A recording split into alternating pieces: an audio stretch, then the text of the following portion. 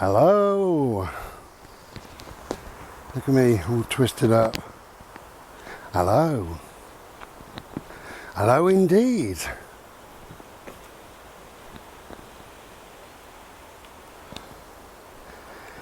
Well, we had to drive here, obviously. It's a few miles walk from where I live. But it's always worth coming here. I love it here. Just thought I'd tell you quickly about the car. I loves it. I loves it. I was just thinking on the little journey over here, when I first moved to Dorset many years ago, I was only, I don't know what age I was really, 20 something, 28 maybe, something like that, whatever. And I was skint. Let's be honest, I was skint. And I was still at the stage that I didn't know what I thought I knew what I wanted to do, but I never thought I could do it, never thought I could achieve it. And what I wanted to do was teaching or counselling or working in some kind of a hospital environment, you know, working with perhaps brain injured people or something like that. That's what I wanted to do. And honestly, I had nobody to talk it through with, and I was just lost really in my own mind. I thought that I could do something like that, and I was really prepared. Bird, where are you, mate?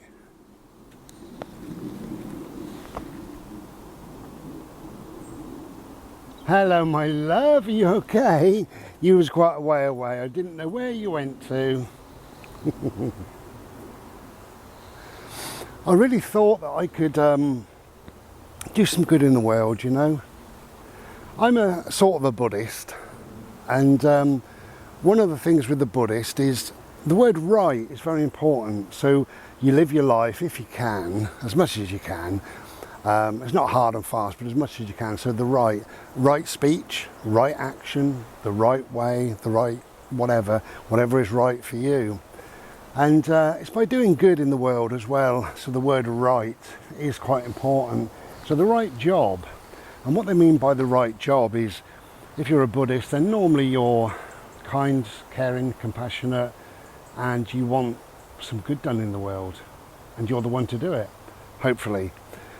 So I could never work, say, in an abattoir, you know, because that's not, although I'm a meat eater, that's not the right job, is it? It doesn't do the animals much good. So, Bird, this dog is running off. Hello, mate. He's so good, he always comes back. Thank you for coming back, my love. Oh, thanks. You're on holiday, are you? You having a laugh? You're buggering off? So yeah, so it's all about the right. Now I thought the right job. Bode, don't go a mile away, please. Bodie, don't go a mile away, please. He's right over near that bloody bridge. Bodie, you'll have to come back. Here he comes. I'm sorry to make you come back all the time, but honestly, where do you think you're going? Thank you for coming back, okay? Thank you very much. Nah, don't go too far. He's got the spirit in him today. My mum used to say, you got the devil in you, when I was little, because I was a bit wild. And he's got the devil in him today, I tells you. So, yeah, the right job is to help and advise and guide and teach, and that's my thinking. So that's what I wanted to do, but I had nobody really to talk it through, so I was doing a series of dead-end jobs, you know, because you might as well, and why not? I've never been a job snob, so I'll do anything, as you know. And a job popped up, and it was watering hanging baskets at 5 a.m. with a van and a water bowser and all the rest of it, and I thought, oh, that'll do me. 5 a.m, glorious, I tells you. So I got the job and loved it, you know, for a while, like you do. And it was wonderful. There was this way please Bode. There was just me really at 5 a.m. and then eventually there was me and the milkman, then me and the paper boy, and then me and the bus drivers, and then me and the people going to work. And I loved it. And then, come on Bode. And then a friend of mine left, so I went into the office. Well, she was leaving. I went into the office and I said, I want her job. And he said, well, really, you've got to be a horticulturist. You've got to be all trained up and everything. I said, well, even so, I still want her job, you know. And he said, well, for the cheek of it, cheek of asking, I'll give you a trial. I'll give you a 3-month trial. So that was that. And I did her job. And after the 3 months, he said, yeah, we keep you on, you know. So I did a couple of years, and then I do get bored quite easily. And I started looking around, and there was something else came up, spitting. Something else came up, so I took that. And that was okay. And then looking around, something else came up. And everything was always okay. The next job that came up was leading a team of people, and I quite enjoyed that really. Not the power trippy leading people, but you know, just advising people and helping people and guiding people, and I really, really love that. And it was that that spurred me on. I thought, this is what I want to do, but I want to do it with more vulnerable people, and you know. Anyway, cut a long story short, I did about 3 years, I think, there, and I did an open university course, and I did various other things, and then I went to college, and you know, it went on and on and on really. But long and short of it is I got to where I wanted to get to, which is absolutely wonderful. But that's all the background to tell you that I drove about 20 different crap cars, paid about 50 quid or 100 quid, you know, and I always wanted to drive to work knowing that I'd get to work, you know. So eventually I started getting a good wage, which meant I could buy a car. So I bought a Ford Mondeo, and it was second hand, but it was only like a couple of years old. It was the newest car that I'd ever had in my life up until that point. Obviously the one I've got now is the newest because it's brand new, but anyway, it was a wonderful car, lovely car, and I had it for years, and it never let me down once. It was always just perfect, just lovely.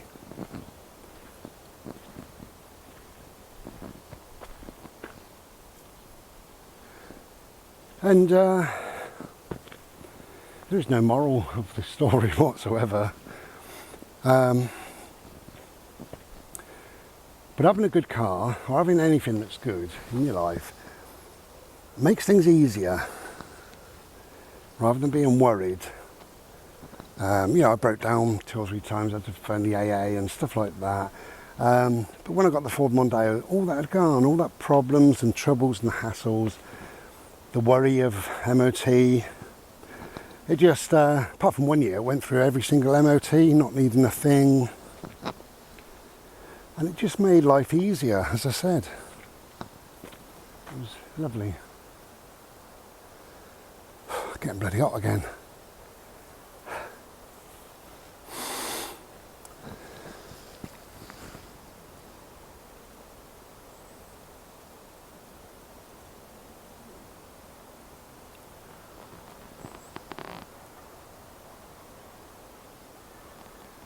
Bobo. Bobo, hello. You coming this way?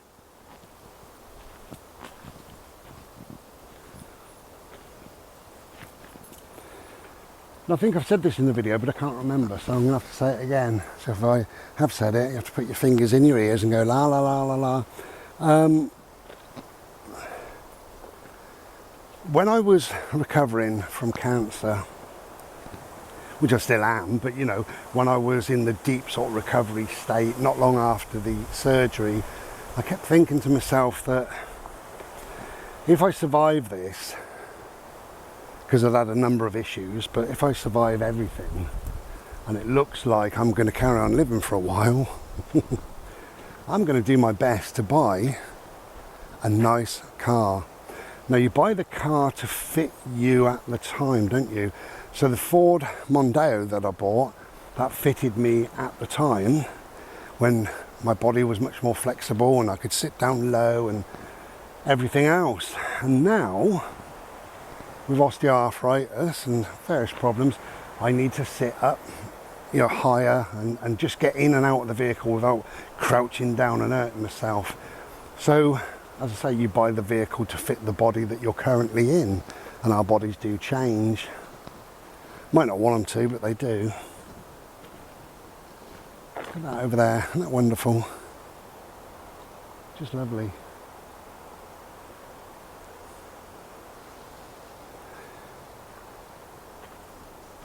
So that's what I thought.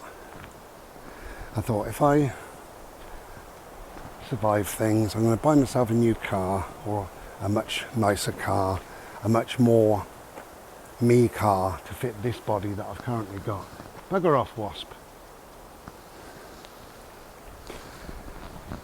So, in a nutshell, that's what I did. That's why I've got a new car, which seems ridiculous at this time of, well, what do we want to call it, eh? I suppose we've got to call it what the newspapers might call it, a credit crunch. Of course, there is no credit crunch. There is no, Bode, I know you're licking. There's no problem with anything. And to end this video, what's happening now is class war in this country, in the UK. It's ridiculous. You know, we're supposed to be skint. And old Mary Truss, you know, her real name's Mary Elizabeth. So, yeah, old Mary, hey Bode, got together with, don't know his name, Quasimodo. And Mary and Quasimodo have decided to make the rich even richer, because apparently that helps us, the poor, with a drip down effect. Now, if you're a millionaire, take all politicians, right? They're all millionaires, clearly, because they're on 88,000 a year. Most of them have hedge funds and trust funds, and they dabble on the stock market. They have interests with other organisations, businesses, things like that. They can charge £100,000 to have an after dinner stand-up speech, apparently, and lots of other interests, including Moderna, oh yeah, Pfizer, oh yeah, of course. And so they're all millionaires. So what Mary and Quasimodo have done with this tax malarkey is, if you're a millionaire, then you instantly, overnight, get another £55,000. You're better off by £55,000. So that goes into your bank account. So all those politicians and anybody else who's got £1 million or more get £55,000. Now, as an average person, me, we don't get that. We don't get nothing. But she reckons there's a drip, drip, drip, you know, drip down effect, which there isn't.